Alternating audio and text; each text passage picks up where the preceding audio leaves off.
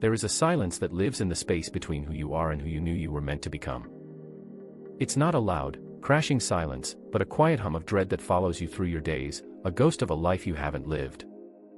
You feel it when you scroll past someone else's success, when you lie awake at night, when you look in the mirror and see a familiar face that feels, somehow, like a stranger.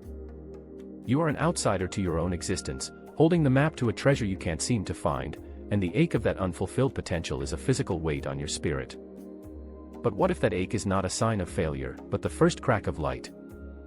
What if the setback you're facing right now, the rejection, the loss, the plan that fell apart, isn't the end of your story, but the very thing that forces you to write a better one? This is the art of the bounce back, and it begins not with a giant leap, but with a simple, profound shift in the stories we tell ourselves about who we are. We are not fixed, solid beings, carved from stone. We are rivers, constantly flowing, shaped by the banks we erode and the new paths we carve. The first step to recovering fast is to shatter the illusion that a failure defines you. That voice that whispers, "I am a failure because I failed," is a lie wrapped in the comfort of a final verdict. It's easier to believe you are fundamentally broken than to accept the terrifying responsibility of your own evolution. So we must challenge that. We must look at the evidence of our past not as a life sentence, but as data. You did a thing that didn't work. You took a risk that didn't pay off.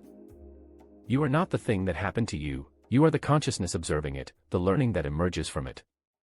Your identity is not a prison, it is a narrative, and you hold the pen.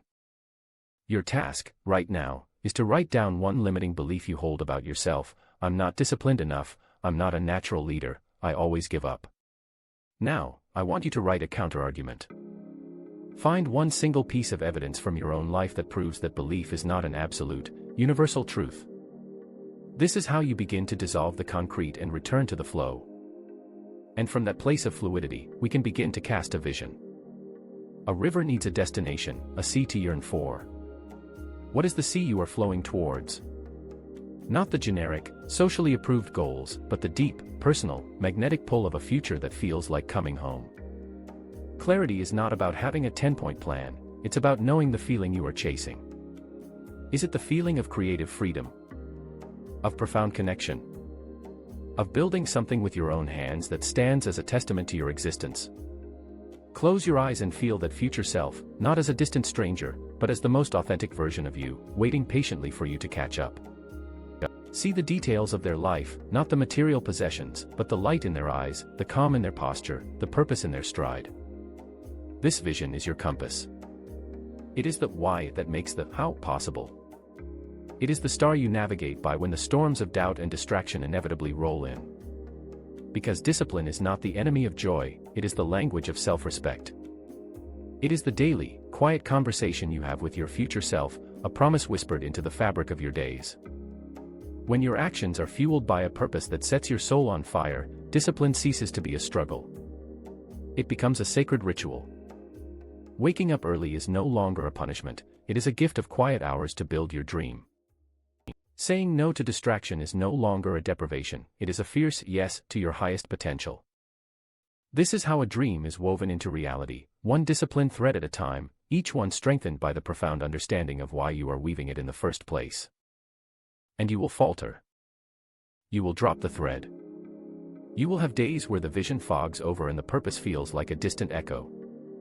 This is not failure, this is the curriculum. Action, especially imperfect action, is the only way to bridge the chasm between the internal world of your mind and the external reality of your life. Every stumble is a data point. Every setback is a lesson dressed in the uncomfortable clothing of experience. The goal is not to avoid falling, the goal is to master the bounce back, to develop a resilience that is not brittle, but supple, like bamboo that bends in the storm but does not break. And in the midst of the struggle, we must practice the alchemy of gratitude.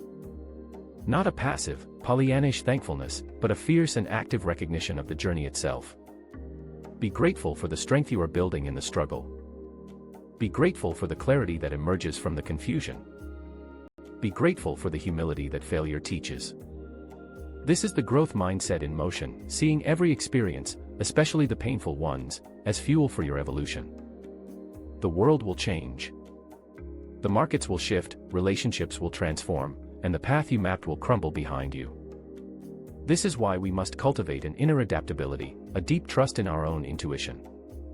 Tune out the noise of external expectations and tune into the quiet, steady voice within. That voice knows the way. It has always known the way. It is the echo of your purpose, the whisper of your vision, the resilient core of who you are becoming. So let the setback be the catalyst. Let the pain be the fuel. Let the quiet dread be the compass that points you unerringly toward a life of resonance and purpose. You are not broken. You are in process. You are the river and the riverbank, the sculptor and the clay, the dream and the dreamer awakening. The journey does not end here, it begins, right now, with this single, conscious breath, and the unwavering decision to flow, once more, toward the sea.